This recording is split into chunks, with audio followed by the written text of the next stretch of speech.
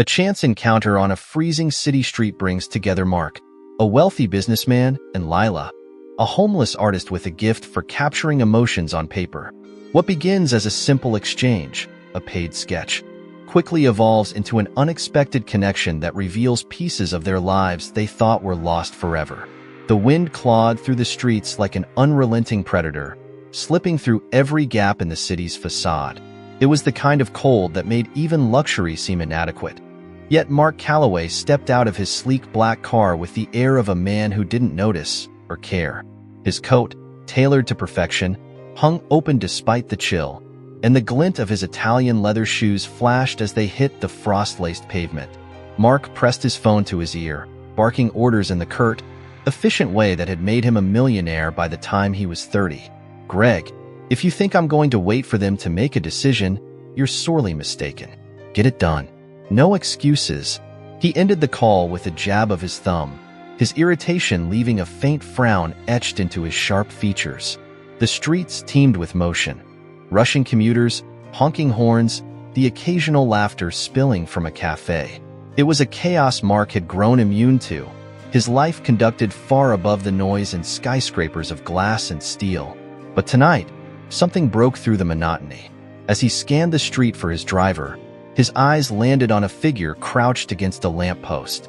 She was bundled in a tattered coat that barely seemed capable of shielding her from the cold. Her hands moved briskly over a battered notebook, sketching lines that seemed impossibly deliberate in such a chaotic setting. Mark wouldn't have given her a second glance if not for the gust of wind that disrupted her work. The pages fluttered wildly, and she lunged to catch them, her voice sharp with frustration. It wasn't pity that drew Mark closer. He didn't do pity. No, it was curiosity, an instinct he usually reserved for market trends and risky investments. He walked toward her, his polished shoes crunching against the icy sidewalk. "You've got quite the setup here," he said, his tone hovering somewhere between amusement and detachment. She glanced up sharply, her dark eyes narrowing as they met his. "What do you want?" Mark gestured toward her notebook, ignoring the defensive edge in her voice. "You draw?" "Clearly," she replied, her tone dry and edged with exhaustion. Her hands stilled over the page, but she didn't close the notebook, as if daring him to comment further.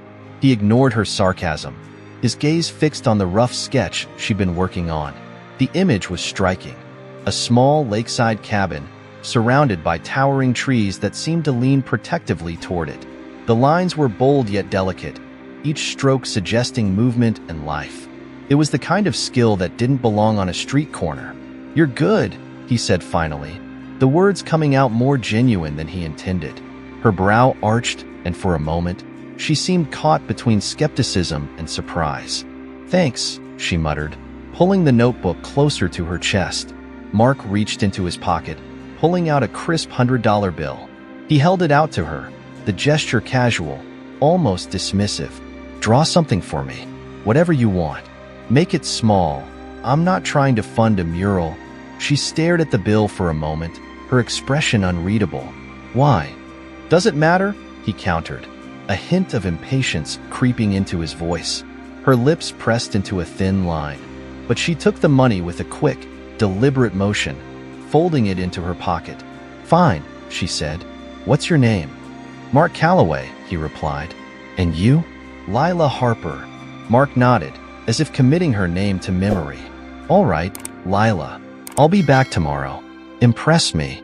He turned and walked away, leaving her sitting in the cold.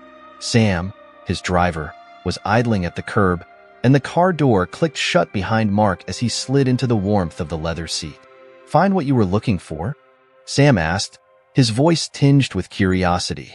Mark smirked faintly. "Not sure yet." As the car eased into the flow of traffic, Mark found his thoughts drifting back to Lila's sketch. It wasn't just the skill that lingered in his mind. It was something about the scene itself, the quiet solitude of the cabin, the way it seemed both inviting and achingly lonely. He shook his head, brushing off the thought. It was just a drawing. Meanwhile, Lila sat motionless on her cardboard perch, the bill still warm in her pocket. She stared at her notebook, her thoughts swirling with a mix of anger and hope. $100 was more than she usually made in weeks of scraping by, but the transaction felt strange, like she'd agreed to something she didn't fully understand. Her pencil hovered over the page as she considered what to draw for him. Her mind drifted back to a time when art wasn't just survival, but joy. A time before everything had gone wrong. Slowly, she began to sketch, the lines flowing as if guided by something beyond herself. By the time the lamppost flickered out, leaving her in darkness, a small lakeside cabin had emerged on the page. But this time, it wasn't just a cabin. It was a memory, pulled from a place she hadn't visited in years. Mark, now back in his penthouse, stood in his living room with a glass of scotch in hand. The city skyline stretched out before him, a sea of lights that glittered like diamonds against the inky night. But for once, the view didn't hold his attention.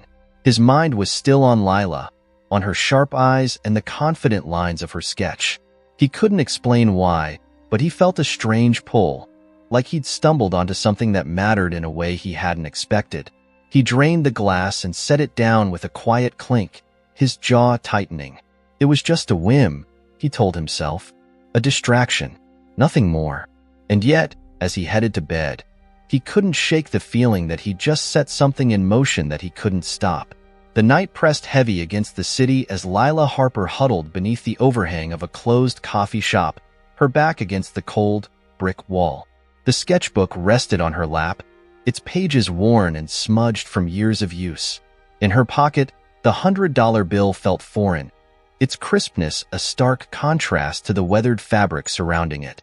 She had held onto it all evening, reluctant to spend it just yet, as if doing so would confirm that the encounter with Mark Calloway wasn't just another fleeting oddity in her fragmented existence. Her pencil hovered above the page, and she stared at the blank space like it might swallow her whole. The memory of Mark's sharp suit, his polished shoes, and the clipped tone of his voice lingered in her mind.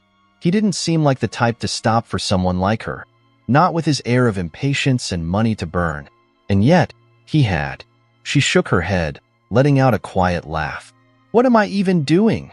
she muttered, her voice barely audible over the distant hum of traffic.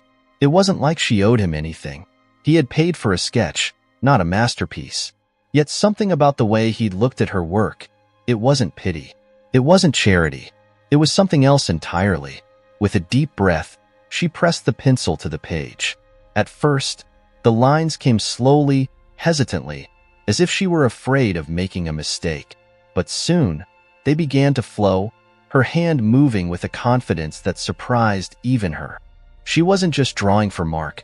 She was drawing for herself, for the part of her that still believed she could create something meaningful. The cabin began to take shape under her hands. It wasn't just any cabin, though. This one came from her memories, a small, weathered structure nestled at the edge of a lake, surrounded by towering pines. She hadn't been there in years, not since she was a child, when her family would spend summers in the wilderness, away from the chaos of the city. The cabin had been her sanctuary, a place where the world felt safe and whole. Her chest tightened as she worked, and she paused to brush a strand of hair from her face. She hadn't thought about those summers in a long time. They felt like they belonged to another life, one she could barely remember now. But as the cabin took shape on the page, she could almost hear the sound of the water lapping against the shore, the rustle of the wind through the trees. Lila sat back, staring at the sketch. It was simple, but it was good, better than anything she'd drawn in months. She traced the lines with her finger, her heart aching with a mixture of pride and loss. For a moment, she forgot about the cold, the hunger gnawing at her stomach, the hard ground beneath her. All that existed was the cabin and the memory it carried. But reality had a way of creeping back in. A car horn blared in the distance, and she flinched, the spell broken. She glanced around, suddenly aware of how vulnerable she was sitting there in the open. With a sigh, she closed the sketchbook and tucked it into her bag. Tomorrow, she would hand it over to Mark and take whatever he had to say with a grain of salt. She wasn't expecting praise. She never did. But for some reason, she cared what he might think. The next morning, the city was still waking up when Lila made her way back to the corner where she'd met Mark. She clutched the sketchbook tightly, her fingers stiff from the cold. As she waited, she tried to push down the nervous energy bubbling in her chest. It was ridiculous, she told herself. It was just a sketch, just a transaction. When the black car finally pulled up to the curb, her heart skipped a beat. Mark stepped out, his coat immaculate despite the frost in the air. He spotted her immediately and strode toward her with the same purposeful energy he'd had the night before. "You're early," he remarked, glancing at his watch. "You're late," she countered, unable to resist the jab. A faint smirk tugged at the corner of his mouth, but he didn't respond. Instead, he nodded toward the sketchbook. "Let's see it." Lila hesitated for a fraction of a second before handing it over. As he opened it, she watched his face carefully, searching for any hint of his reaction. His expression remained neutral at first, his eyes scanning the lines with the precision of someone used to evaluating things of value. But then, something changed. His brow furrowed slightly, and he tilted the book closer, as if trying to absorb every detail. "This is..." He trailed off, his voice quieter than she'd expected. He cleared his throat and snapped the book shut, his usual composure returning. "It's good. Better than I thought it would be." Lila raised an eyebrow, her skepticism evident. "Thanks, I guess." Mark handed the sketchbook back to her, his movements brisk. "Keep the rest of the money. I might have another job for you later." She blinked, caught off guard. "Another job? I thought this was a one-time thing." "Things change," he replied simply, his gaze lingering on her for a moment longer than necessary. Then, with a nod, he turned and walked back to the car. As the vehicle pulled away, Lila stood there, clutching the sketchbook to her chest. Her mind raced with questions she didn't have answers to, but one thought rose above the rest. For the first time in a long time, she felt like she had created something that mattered, not just to her, but to someone else. The morning sunlight filtered through the towering windows of Mark Calloway's corner office, casting long streaks of gold across the polished wood floors. It was a pristine, controlled space, much like the man who occupied it. His desk, adorned with only the essentials, a sleek laptop, a leather notebook, and a minimalist pen holder, reflected his personality, efficient, disciplined, and unyielding. But today, something new had joined the austere setting. The sketch. It sat propped against a stack of files, its black and white lines almost out of place in the otherwise monochrome office. Mark had tucked it into his briefcase that morning, unsure why he'd felt compelled to bring it along. Now, as he glanced at it between phone calls and emails, he felt a tug in his chest that he couldn't quite place. The cabin in the drawing was so familiar it was unsettling. He leaned back in his chair, running a hand through his neatly combed hair. The memories it stirred weren't sharp or detailed, just fragments, like pieces of an old puzzle he hadn't touched in years. A dock stretching out over a still lake. The sound of his father's laugh as he reeled in a fish. The scent of pine needles crushed underfoot. Mark shook his head, banishing the thoughts. He didn't have time for nostalgia, especially not today. The quarterly report was due by the end of the week, and his investors were already breathing down his neck. Yet, no matter how hard he tried to focus, his gaze kept drifting back to the sketch. It wasn't until his assistant, Clara, walked in with a stack of documents that Mark realized he'd been staring at it for the better part of an hour. She placed the papers on his desk and hesitated, her sharp eyes flicking toward the sketch. "New edition?" she asked, nodding toward it. Mark cleared his throat and straightened in his chair. "Something like that." Clara tilted her head, her curiosity evident. "It's different. Not what I'd expect to see in your office." Mark forced a small smile. "What were you expecting? A stock market chart?" "Maybe," she said with a laugh. "But this, it feels personal." "Is it?" Her question caught him off guard. Mark was not the type to share personal details, especially not with his employees. But Clara's observation struck a nerve. Personal. Was that what this was? He dismissed her with a polite nod, signaling the end of the conversation. After she left, Mark leaned forward, resting his elbows on the desk. His fingers tapped absently against the edge of the sketch, his thoughts swirling. It was just a drawing, he told himself. Just a chance encounter with a homeless artist who happened to be talented. Yet, The unease it stirred in him felt significant, like the faint tremor of an earthquake before the ground shifts. That evening, Mark found himself back in his penthouse, the city lights sprawling out beneath him like a sea of stars. The sketch sat on his coffee table now, positioned next to an untouched glass of scotch. He stared at it, his mind replaying snippets of his childhood summers at the lake. His family had owned a cabin not unlike the one in Lila's drawing. It had been their retreat from the chaos of city life, a place where time seemed to slow and laughter came easily. But those days had ended abruptly, marked by a tragedy that none of them could bear to revisit. The cabin had been sold, and with it went the last tangible connection to those fleeting moments of peace.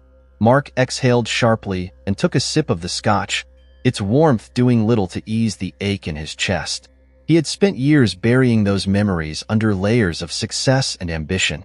Yet, here they were, unearthed by a simple sketch from a woman who didn't know him or his past. "Why does this matter?" he muttered to himself, the question hanging heavy in the air. Over the next few days, Mark tried to push the sketch, and the memories it evoked, out of his mind. But it was no use. It lingered like a shadow, its presence subtle but undeniable. Even during meetings, he found himself distracted, his focus slipping at the worst possible moments.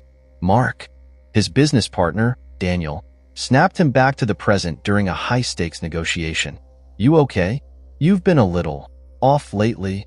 "I'm fine," Mark said curtly, though he could feel the weight of Daniel's scrutiny.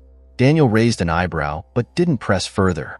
Still, Mark knew his distraction wasn't going unnoticed. It wasn't just the sketch itself, it was what it represented. Something he couldn't name but felt in his gut. By the end of the week, Mark knew he couldn't ignore it any longer. He found himself pacing his office late at night, the sketch still propped on his desk. His mind raced with questions he didn't have answers to. Why had Lila chosen to draw a cabin? Why had it resonated with him so deeply? And, most importantly, why couldn't he let it go? Finally, he grabbed his coat and headed for the elevator. Sam was waiting for him downstairs, as always, ready to drive him wherever he needed to go. "Where to, boss?" Sam asked, glancing at Mark in the rearview mirror. Mark hesitated for a moment before answering. "Back to that corner. Where I met her." Sam raised an eyebrow, but didn't question it. The car eased into the flow of late-night traffic, the city blurring past the windows. Mark stared out at the lights, his jaw tight. He didn't know what he was looking for. Closure, maybe, or a way to make sense of the pull he felt. Whatever it was, he knew he wouldn't find it sitting in his office, pretending it didn't exist. As they approached the corner, Mark's heart thudded in his chest. But when he stepped out of the car and scanned the street, Lila was nowhere to be seen. The space where she'd been sitting was empty, the lamppost casting a lonely circle of light on the pavement. Mark's fists clenched at his sides. He hadn't realized how much he'd been hoping to find her until she wasn't there. For a moment, he considered walking away, leaving this whole strange chapter behind. But something in him refused to let go. "Let's keep looking," he told Sam, his voice firm. Sam nodded, his expression unreadable. As the car pulled back into traffic, Mark felt a flicker of determination. He didn't know why Lila Harper mattered, but he was going to find out. The city at night had a rhythm all its own, a symphony of headlights, distant sirens, and the occasional bark of laughter echoing from a bar. Mark Calloway sat in the back seat of his car, his fingers drumming against the leather armrest as his driver, Sam, navigated the streets. The sketchbook rested on the seat beside him, its presence a quiet reminder of the artist he couldn't stop thinking about. "She's not just going to be sitting there waiting for you, you know," Sam said, breaking the silence. Mark glanced at him in the rearview mirror, his expression unreadable. "I know that. So what's the plan, then? We just drive around until we stumble across her?" Mark's jaw tightened. "If that's what it takes."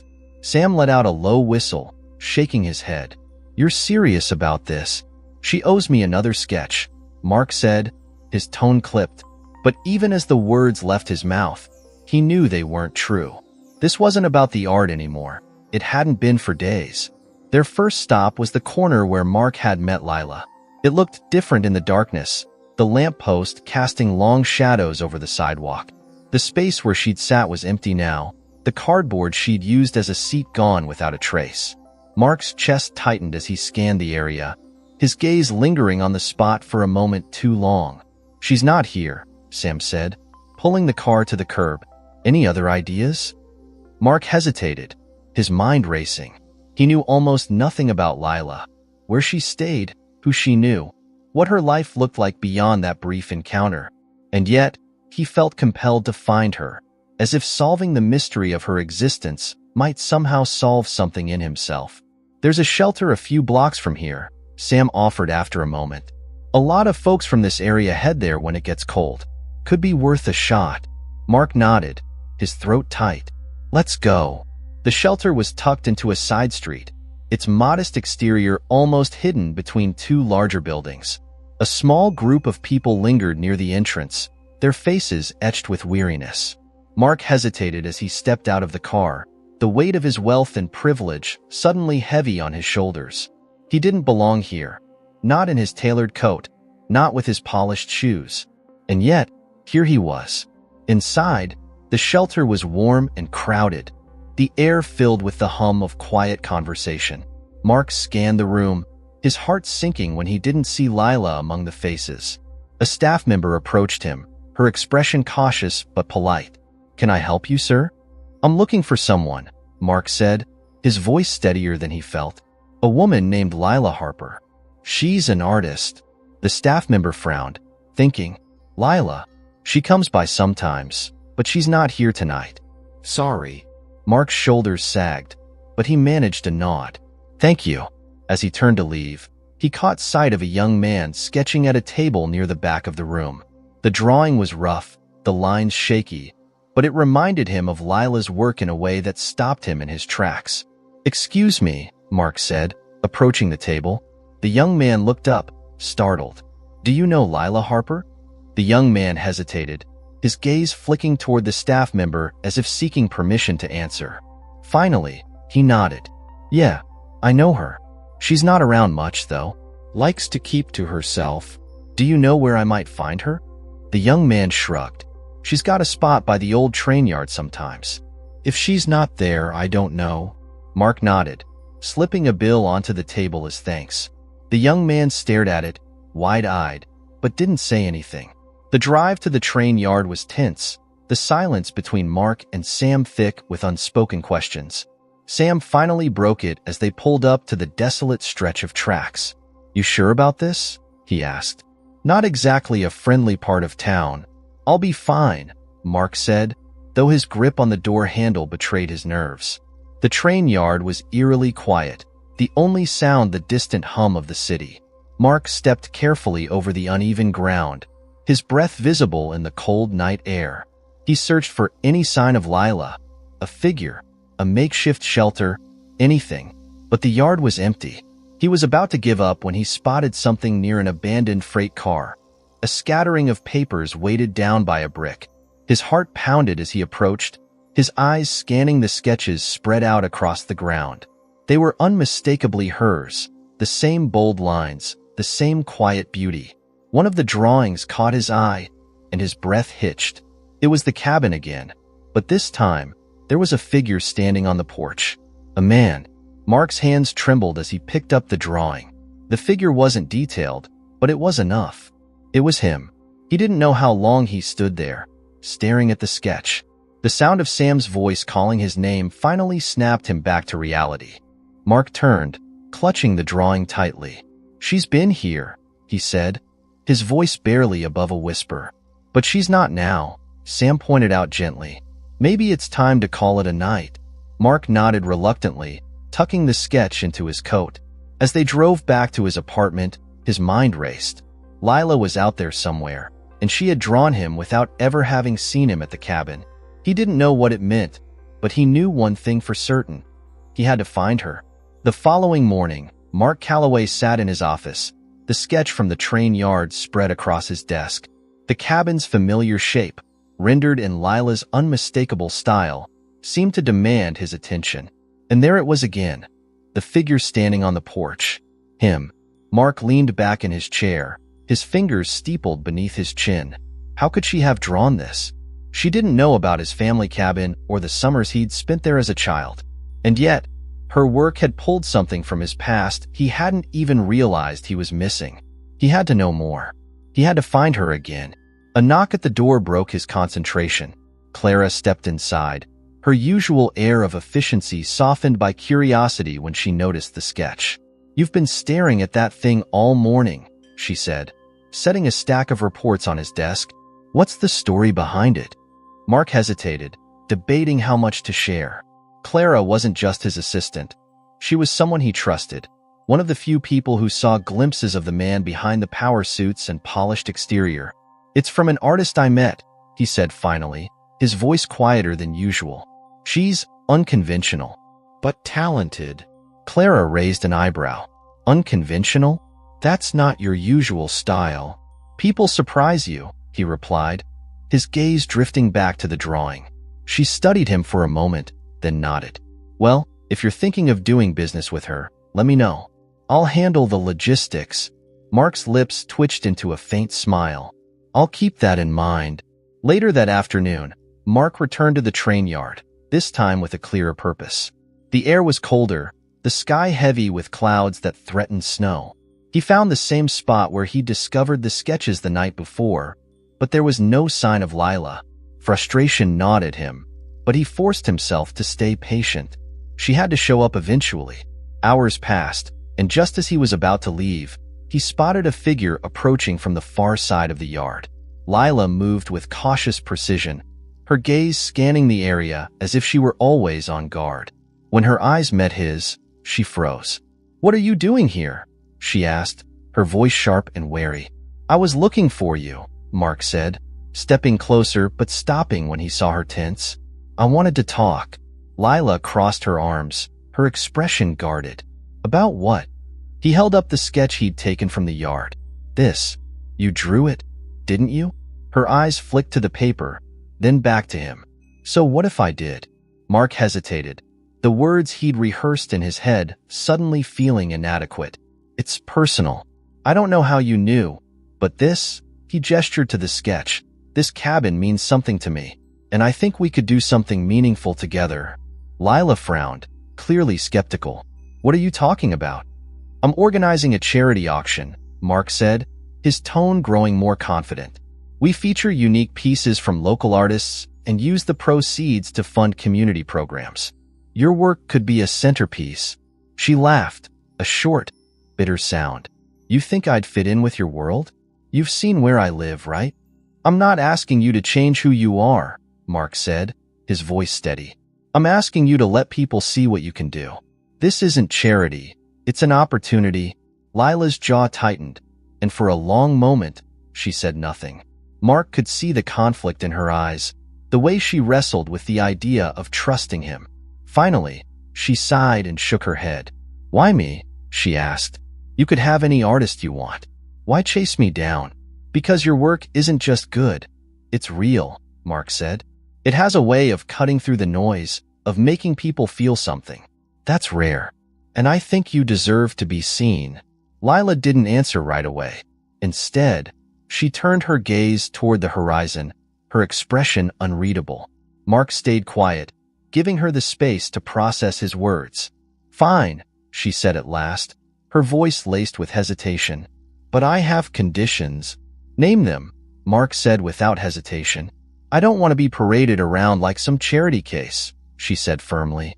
"I'll do the work, but I'm not looking for anyone's pity." "Agreed," Mark said. "Anything else?" Lila hesitated, then nodded. "I keep creative control. No one tells me what to draw." "Deal," Mark said, extending a hand. She stared at it for a moment before shaking it, her grip firm despite the slight tremble in her fingers. "If this goes south, I'm out. No questions asked." "Understood," Mark said, his tone resolute. As they parted ways that evening, Mark felt a flicker of something he hadn't experienced in years: hope. He didn't know where this partnership would lead, but for the first time in a long time, he felt like he was building something that truly mattered.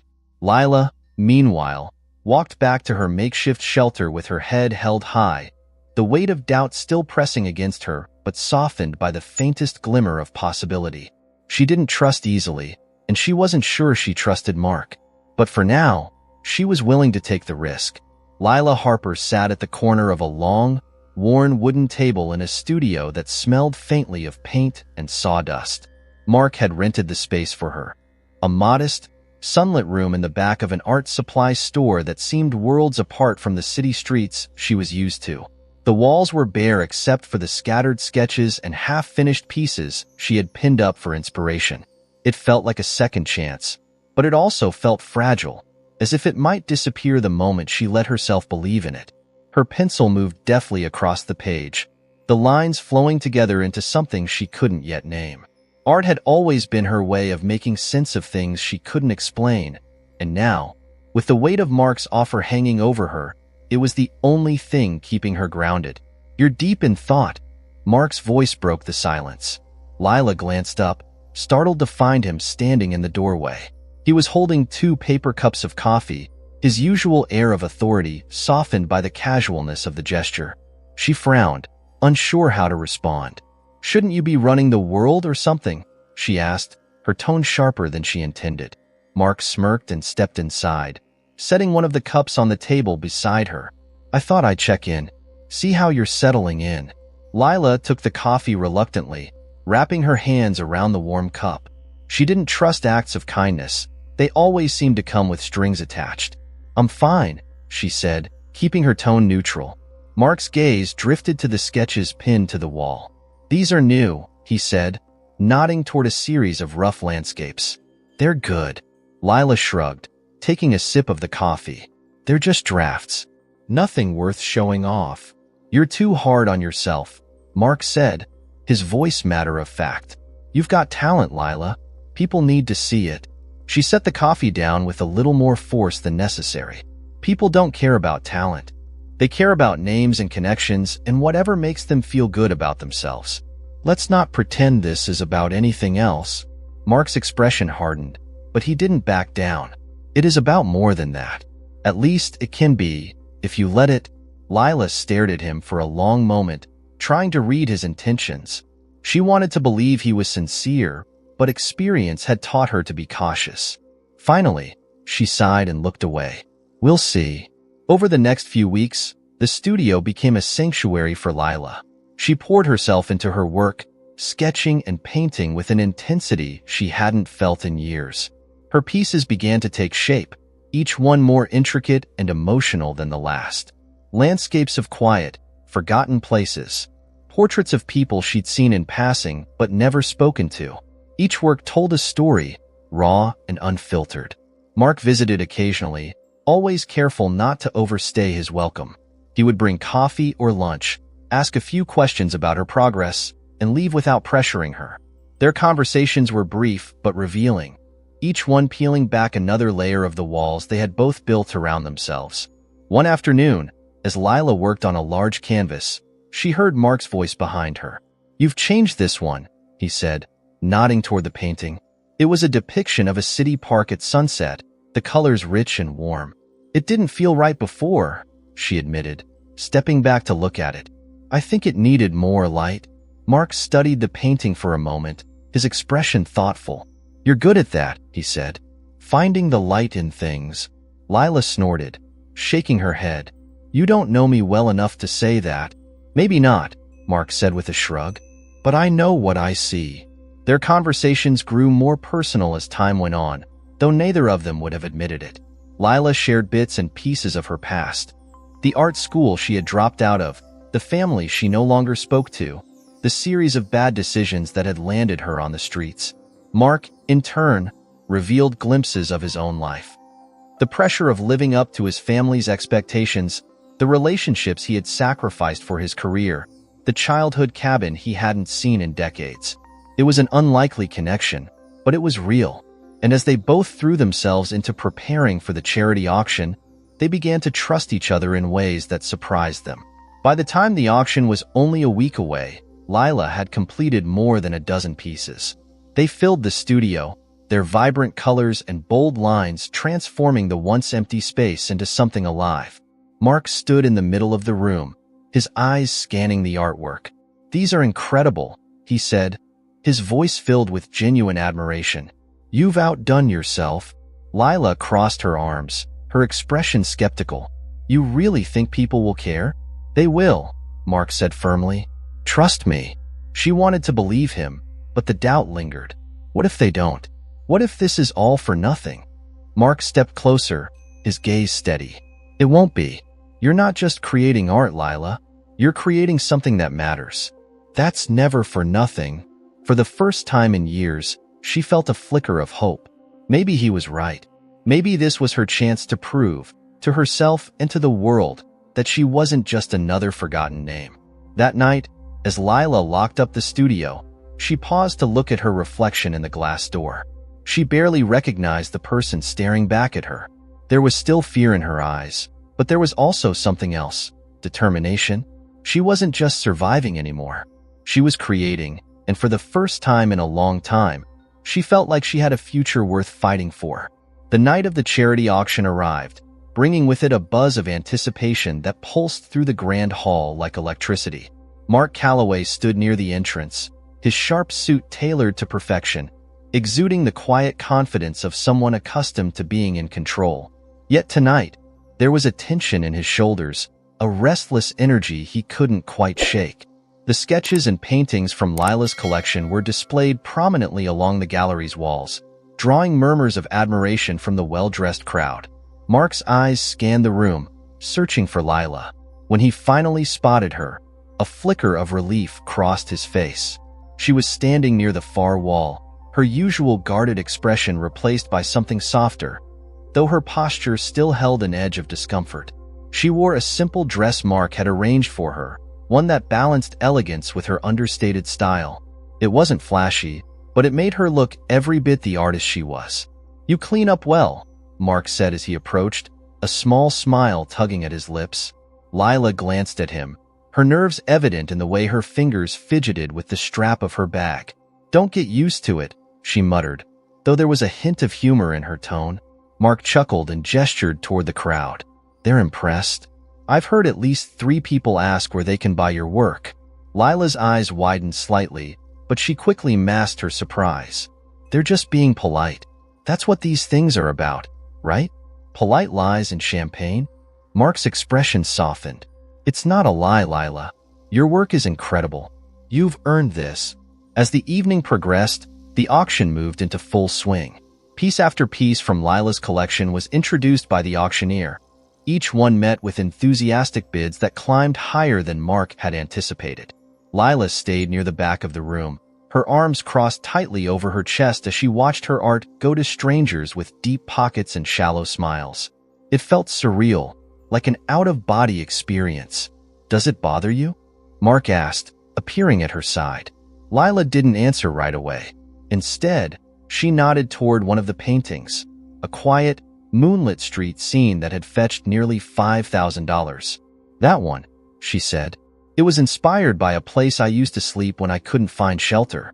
Now it's hanging in someone's penthouse." "Feels strange." Mark's gaze followed hers. "Maybe, but now it's telling your story. That matters." Lila gave him a sidelong glance. "You're really good at this motivational speech thing. You know that?" "I've had practice," Mark replied with a smirk. Toward the end of the evening, one particular piece drew an unusual amount of attention. It was a painting of the cabin, Lila's reinterpretation of the sketch she had given Mark. But this time, it was more detailed, the scene bathed in the warm glow of sunset. And there, standing on the porch, was the same figure.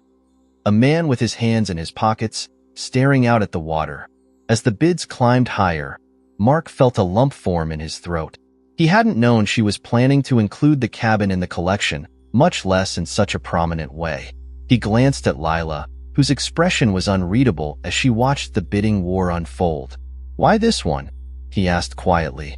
Lila hesitated, her fingers brushing against the strap of her bag again. "I heard you talking to your driver that night," she admitted. "You mentioned a cabin. It sounded like it meant something to you."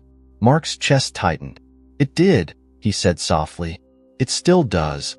The auctioneer's gavel came down with a sharp crack, signaling the sale of the painting for an astonishing $20,000. The room erupted into polite applause, but Mark barely heard it. His thoughts were elsewhere, tangled in the memories that the painting had brought to the surface.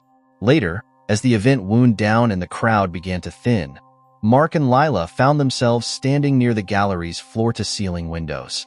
The city glittered beyond the glass, its lights casting long reflections on the polished floor. "You never told me why it mattered," Lila said, breaking the silence. Mark glanced at her, then back at the city. "The cabin," he began, his voice steady but quiet. "It was my family's place. We used to spend summers there when I was a kid. It was the only time my parents seemed happy, when everything felt normal." "What happened?" Lila asked, her tone careful. Mark's jaw tightened, and for a moment, he didn't answer. When he finally spoke, his voice was laced with a rawness Lila hadn't heard before. "My dad died when I was 12. After that, my mom couldn't bear to go back. We sold the cabin, and everything changed. It felt like that part of my life just disappeared." Lila studied him, her expression softening. "I'm sorry," she said, and for the first time, the words didn't feel hollow. Mark nodded, his gaze distant. "Your sketch, it brought it all back. The good parts, I hadn't thought about it in years, but seeing it again, it reminded me of what I lost." For a moment, neither of them spoke, the weight of the conversation settling between them. Then Lila reached into her bag and pulled out a small envelope. She handed it to Mark without a word. "What's this?" he asked, frowning as he opened it. Inside was the original sketch of the cabin, the one she had drawn for him on that freezing night when they first met. "I want you to have it," Lila said, her voice steady despite the emotion in her eyes. "It's yours." Mark stared at the sketch, his throat tight. "Lila, don't make it a thing," she interrupted, a small smile tugging at her lips. "Just take it. Consider it a thank you for believing in me." Mark nodded, unable to find the right words. Instead, he carefully tucked the sketch into his pocket, a rare warmth spreading through him. As they stood there, side by side, the city stretched out before them like a canvas waiting to be filled. Neither of them knew what the future held, but for the first time in a long time, it felt like a future worth looking forward to. The gallery had emptied, leaving behind a quiet stillness that seemed to echo with the memories of the evening. Lila stood in the middle of the room, surrounded by the remnants of her work. Her paintings were gone, claimed by their new owners, and yet the space still felt alive, as if it held onto the energy of everything she had poured into it. Mark approached her, his footsteps soft against the polished floor. He held 2 glasses of champagne, offering one to her with a small smile. "To a successful night," he said, raising his glass.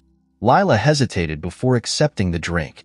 She didn't feel like celebrating, not exactly, but as she clinked her glass against his, she allowed herself a small moment of pride. For the first time in years, she had done something that felt like it mattered. "You surprised me tonight," Mark said, his tone thoughtful. Lila raised an eyebrow. "How so?" "Your painting of the cabin," he said. "It wasn't just good. It was personal. More than I expected."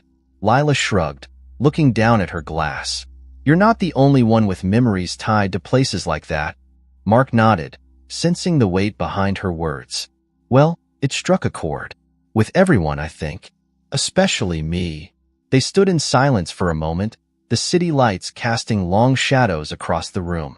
Then Mark reached into his pocket and pulled out a small, folded piece of paper. It was the original sketch she had given him, the one of the cabin that had started everything. "I want to show you something," he said, his voice quiet but firm. "Come with me." The drive out of the city was long and winding, the glow of the skyscrapers giving way to the dark stillness of the countryside. Lila watched the landscape change through the car window, her curiosity battling with the exhaustion that clung to her after the auction. "Where are we going?" she asked finally, breaking the silence. "You'll see," Mark said, his gaze fixed on the road ahead. They arrived just as the first light of dawn began to creep over the horizon. Mark parked the car at the edge of a gravel driveway, the sound of crunching stones breaking the stillness. When Lila stepped out, her breath caught in her throat. Before them stood a cabin, not identical to the one in her drawings, but close enough to feel like it had been pulled straight from her imagination. It was nestled among tall, swaying pines, the morning light catching on its weathered wood and the soft ripples of a nearby lake. Mark's voice was quiet as he spoke. I bought it back. The cabin. It's been empty for years, but it's still here. Still ours. Lila turned to him, her expression a mix of surprise and awe. You bought it back? Mark nodded, his gaze distant as he looked at the cabin. It's been on the market for a while. I didn't know if it was the right time. But after seeing your painting, I couldn't stop thinking about it. He paused, his voice growing softer. I thought it was gone forever, but maybe some things are worth going back for. As they walked toward the cabin, Lila felt a strange sense of déjà vu. It wasn't her memory, but she could feel the weight of Mark's connection to the place, the way it held pieces of his past. Inside, the air smelled of pine and dust, the furniture covered with white sheets that fluttered faintly in the breeze. Mark moved through the space with reverence, his fingers brushing against the walls as if they might crumble under his touch. This is where my dad taught me to fish, he said, gesturing toward a window overlooking the lake, and where my mom used to sit with a book while we ran around like maniacs outside. Lila listened quietly, her gaze following his as he traced the outlines of his memories. She could see the weight he carried, the grief and the love that were woven into every corner of the cabin. And for the first time, she understood why her art had mattered to him. You brought it back to life, she said softly. In your mind, at least. That's what art does. It makes us see things we thought we'd lost. Mark turned to her, his expression uncharacteristically vulnerable. Maybe that's what I needed. To see it again. To remember. They spent hours at the cabin, walking along the edge of the lake and exploring the overgrown trails that surrounded the property. Lila found herself sketching again, her pencil capturing the light as it danced across the water and the way the trees seemed to lean protectively toward the cabin. For the first time in a long time, she felt a sense of peace. As the day wore on, they sat together on the porch, the sketchbook balanced on her knees. Mark leaned back against the railing, his gaze distant but calm. What's next for you? He asked, breaking the comfortable silence. Lila thought for a moment, her pencil pausing mid-stroke. I don't know, she admitted, but I think I'm ready to figure it out. Mark nodded, a small smile tugging at his lips. Whatever it is, I think you'll be great at it. She glanced at him, a flicker of amusement in her eyes. Don't get sappy on me, Calloway. He chuckled, shaking his head. Just calling it like I see it. When they finally left the cabin, the sun was setting, casting the sky in shades of pink and gold. Lila felt a quiet sense of gratitude, not just for the day, but for the way her life had shifted in ways she hadn't expected. Mark, too, seemed lighter, as if he'd finally found a piece of himself he thought he'd lost forever. As the car wound its way back toward the city, Lila glanced at Mark, her voice breaking the silence. Thank you, she said simply. Mark looked at her, his expression soft. For what? For believing in me, she said. For seeing something when no one else did. Mark's smile was genuine, the kind that reached his eyes. You made it easy. As the city lights came back into view, both of them knew their lives had changed in ways they couldn't fully articulate. And though the road ahead was uncertain, they carried with them the knowledge that some connections, however unexpected, could redefine everything.